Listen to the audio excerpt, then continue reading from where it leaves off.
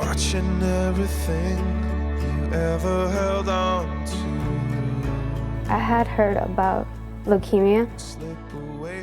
I just didn't know what I was going to go through. My parents, they thought I was going to die. And I hate to see them, you know, crying and hurt. I think I got really mad and I went and I locked myself in the bathroom. Being by yourself during a phase like that isn't good. My mom, she was always there. She was always in my mind. I have to fight for her.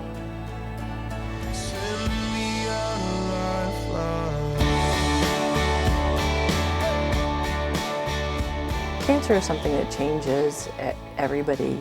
It's not just the person in the family who has cancer, it affects the whole family, and I think for teens it's especially difficult. That's a tough group to deal with. Teens don't like to talk about their disease and don't necessarily reach out. They're neither adult nor child, they're sort of somewhere in the middle, and what they need is different from everyone else. With our partnership with Teardrops to Rainbows, Life with Cancer is so excited to have this room, to finally have a space where teens can come and be teens. Sue Torin donated her time pro bono to work with Jarrett, our resident expert, on the color scheme, on the interiors, on the carpet, and the furnishings. And together, as you can see, they've done a brilliant job of creating a space that's warm, that's creative, colorful, and that really embodies that safe haven that we were looking to create. And here you get to feel normal. It's not a game room, but those are the kinds of things that teens relate to, and through that process we can get them to talk to each other and to us about what is it like to be dealing with cancer as a teenager, because that's a tough thing.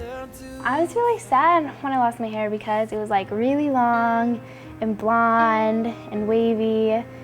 And I don't know, I just thought it'd look weird without hair. It's like, I'm a girl, so I like my hair. But it was just, I don't know, that was like one of the hardest things for me. I admit I cried, you know, in the beginning, but with all this help, it's like the day brightens up and you see a rainbow. You want to know like stuff from people who have actually been there, not it's going to be okay from somebody who's never actually been through it. To know that I was the only one going through this, that I had people by my side who know how I felt. Like, I remember my family actually struggling to pay bills. Even though it might seem that it doesn't bother us, but it does. I always felt that it was because of me. I felt that they couldn't pay off bills because of me. Because my mother had to stop working. They would try not to talk about it in front of me, but I knew what was going on. And foundations like this help out the family. They do help a lot. Each story is different, and each teen has different needs. What we're doing at Teardrops to Rainbows, we're creating the partnerships to answer those needs.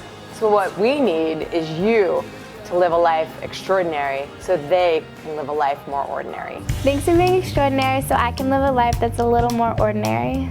Thank you for being extraordinary. So I could live a life that's a little more ordinary. Everything happens for a reason, I guess. Thank God for giving me another chance at life. It was worth it because I learned so much. I'm like less shy now. I'm more like social. I feel like I become a different person. The night you came into my life, well, it took the bones of me, took the bones of me. You blew away my storm and strife and shook the bones of me, shook the bones of me. By the way,